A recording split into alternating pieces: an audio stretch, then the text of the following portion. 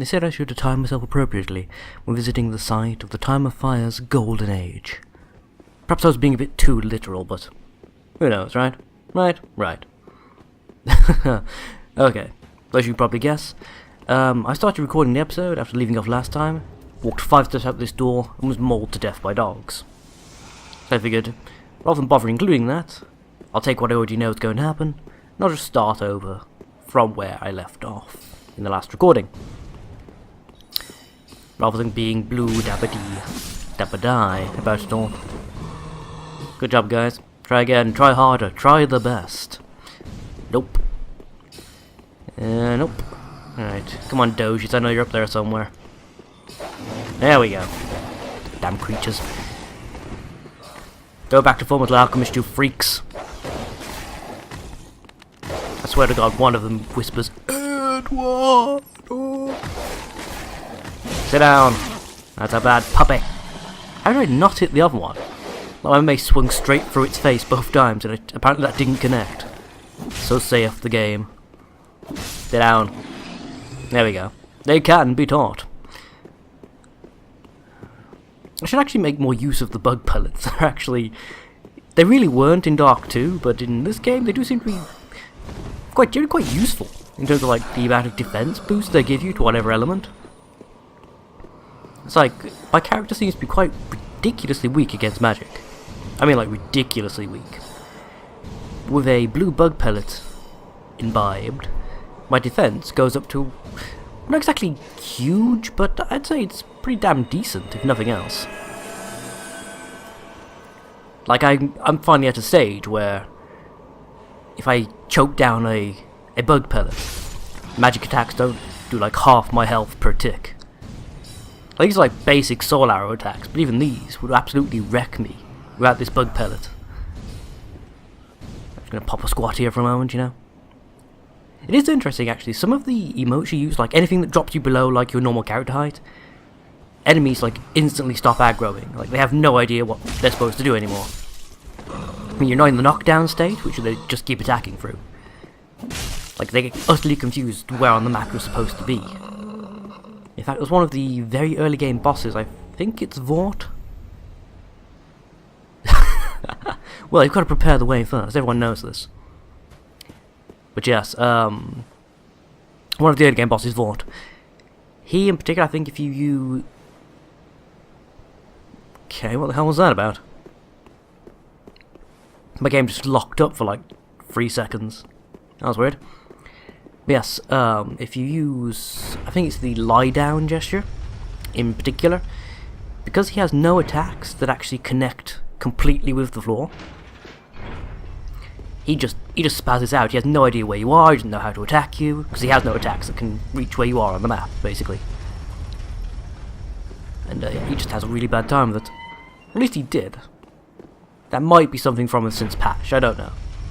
It's kind of weird trying to figure out what from will and won't patch. I mean, there are some things that you think are obvious, like game-breaking bugs, that they'll just completely ignore. And other things that are just kind of amusing and fun, and only really good for like speedrunning and such, that they'll patch out first chance they get. Lovely view of the sewers up here.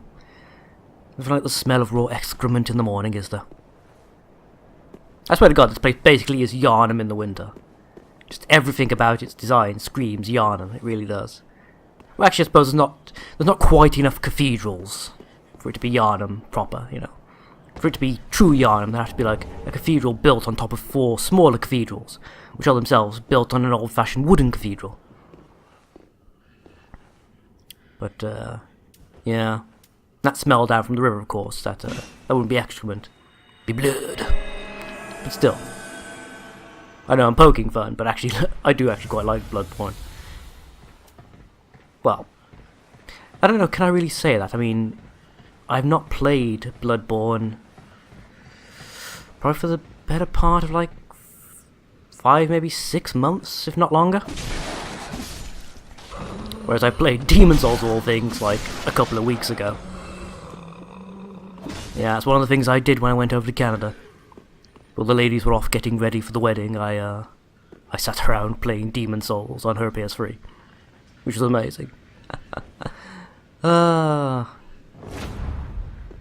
Actually, it was kind of challenging. Like something slightly off feeling about the NTSC version. Obviously, I play PAL because you know European and all that.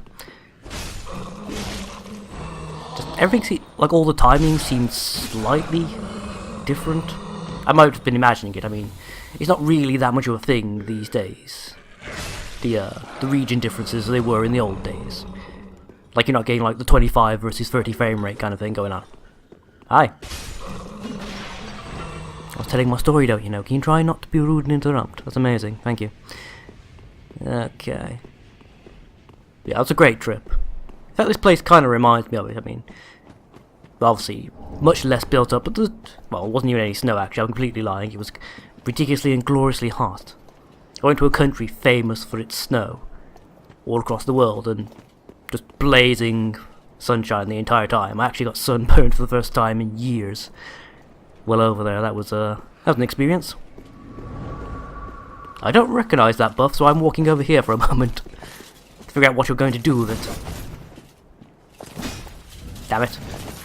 Well, walk a bit lower down the stairs. Give me the opportunity to smack you in the face. Ow! Yeah, that, exactly.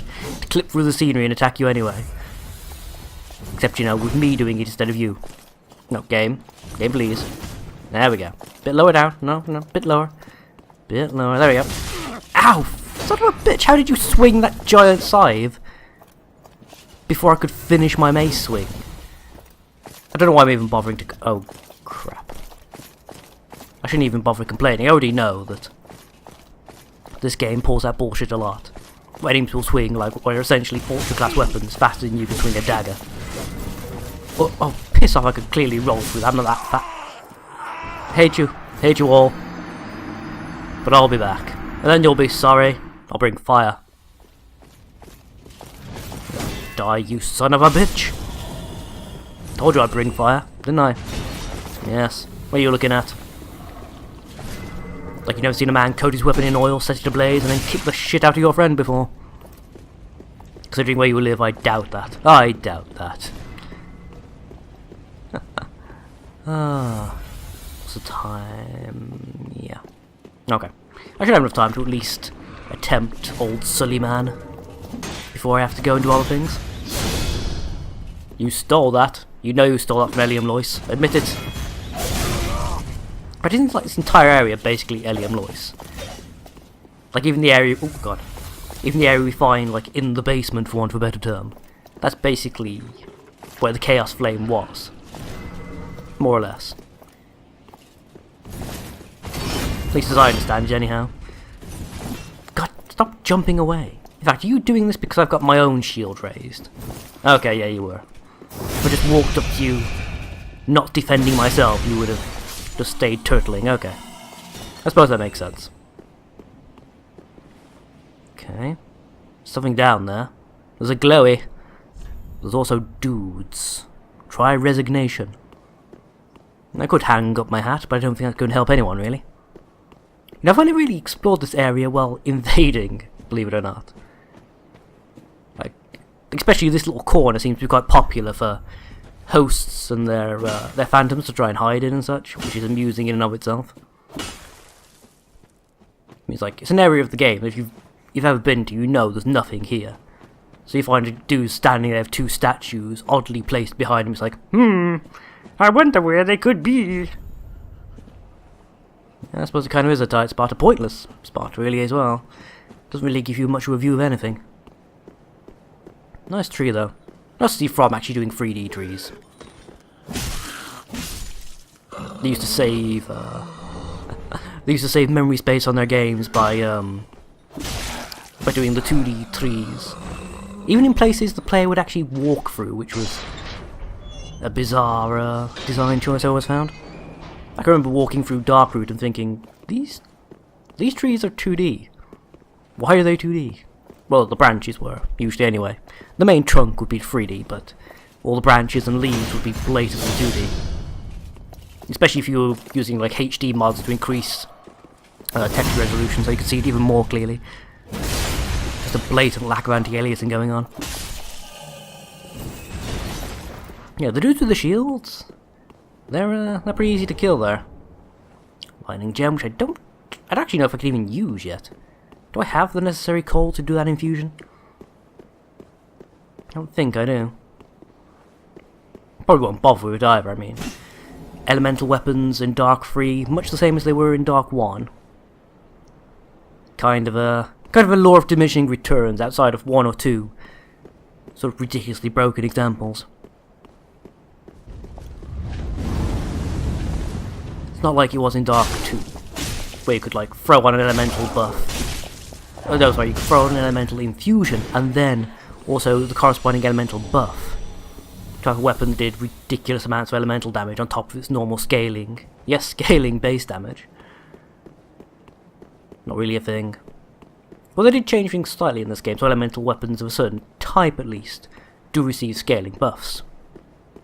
You have basic flat buffs, and then you have the scaling buff version. Most obvious example would be the fire gem, which adds flat fire damage, and then the chaos gem, which adds scaling fire damage, depending on your stats. Let's see, what does this even do? Greatly boosts miracles. Okay. Not just a regular boost, but a great boost, eh? Guess that's swapping out for the Morn Ring.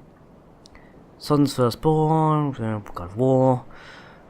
Stripped of his status, punishment for his foolishness, no wonder his very name has slipped from the annals of history.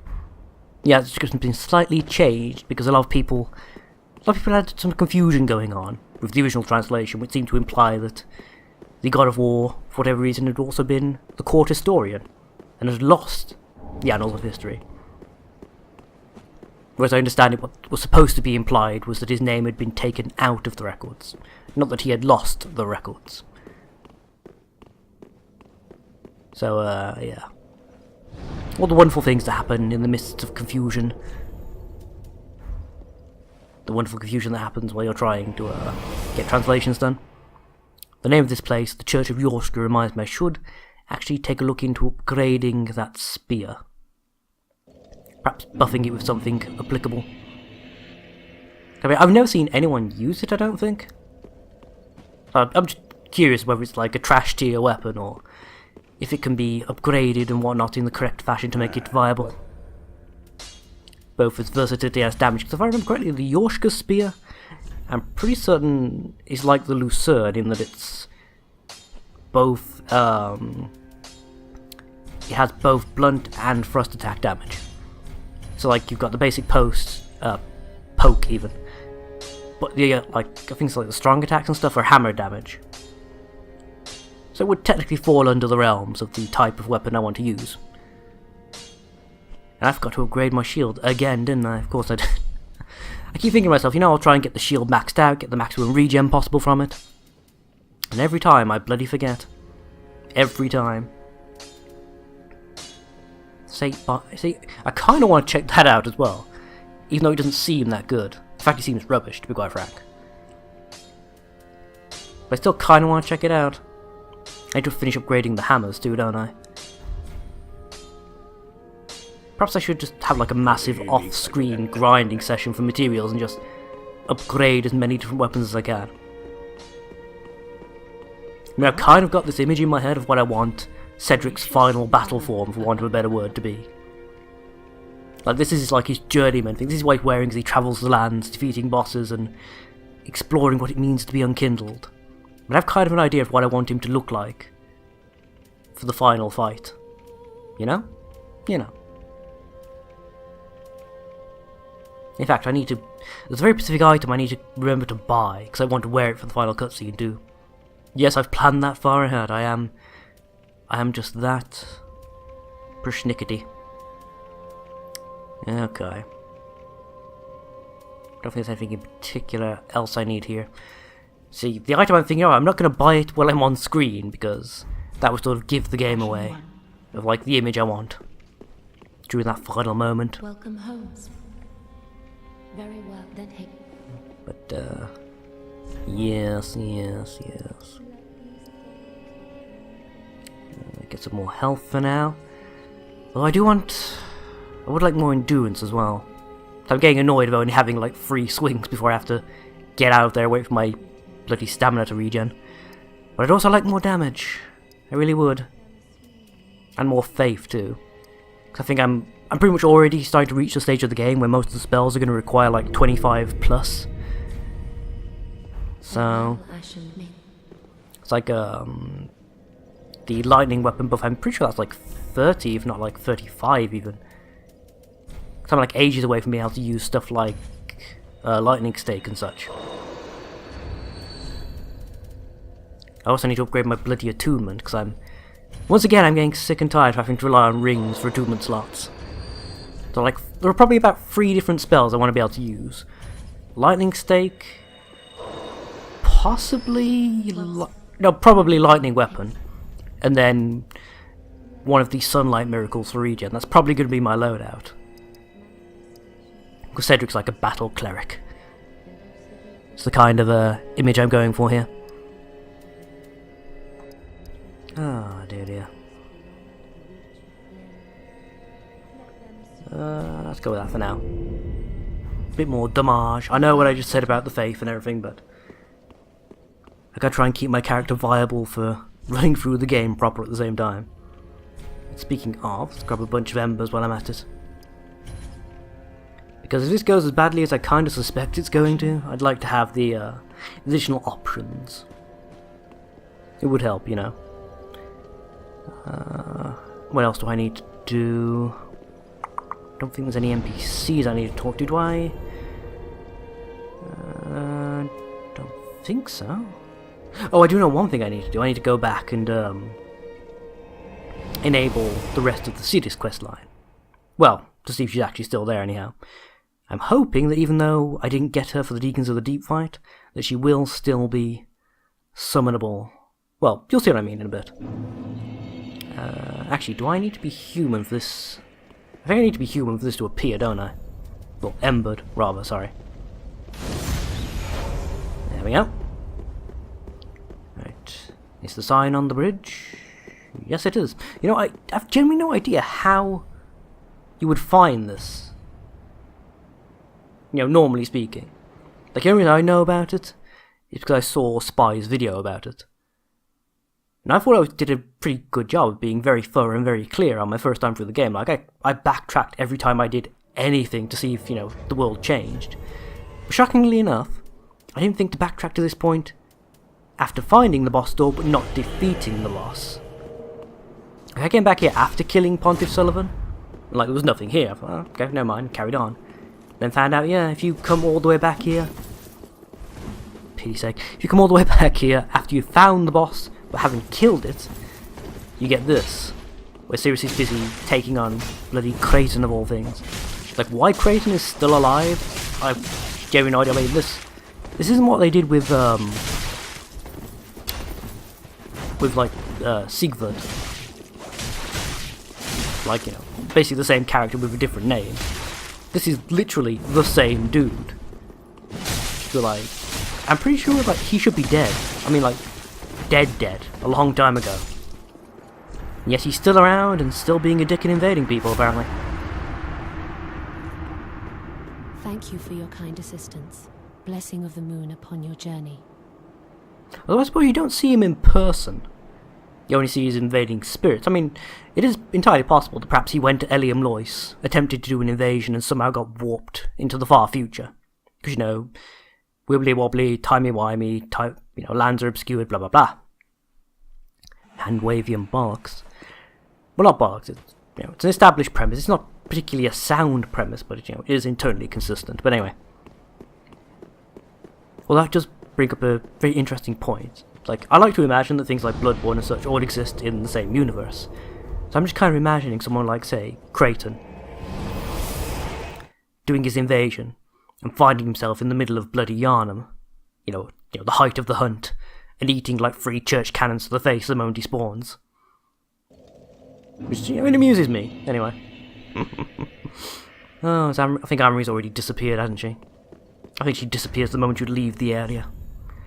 She's gone onward, ever boldly onward. In fact, had we not killed the person who was hidden in the corner, I do believe she would have met a much worse fate when she disappeared. As it is now, she's just... It's implied that she's buggered off to go fight the Pontiff in her own world, as it were. Which, actually, no, this is kind of a problem with the way they've done this. they've tried to go back a bit to the old Demon Soul system, where all the NPCs and whatnot are in the same world, doing the same thing in the same world. To an extent, anyway. Which doesn't quite work in the Dark Souls universe. It's like either she snuck past the Pontiff, or she killed him, in which case he shouldn't be here. It worked much better in Dark 1, where the idea was that you were just occasionally bumping into people while your worlds intersected. Which would explain why they could be in areas that you hadn't cleared out yet, because in their world they'd already done it. And then when those two segments of the world interacted, there you were. Bugger off already. This is going to be a lot more difficult than it was the last time I did this, since I have no stamina at all. And also I'm not using I think this is the blood or the milk ring that gives you extra iframes. Because for some... Despite how slowly this guy attacks, believe it or not, like he does a lot of... There you go. A lot of wind up to his attacks. I can just not get the timing right at all. For this guy. It's like, every time I roll straight into his attacks. Or I run out of stamina. I'm right up the heels at this rate. I think I've hit him like once. With 190 damage, which is pitiful. Because I can't remember for the life of me what he's particularly weak against. I was just gonna throw on the Carthus Rouge and just smack him until he bled. I mean, I assume he's weak to bleeding, same as the other enemies of this type are.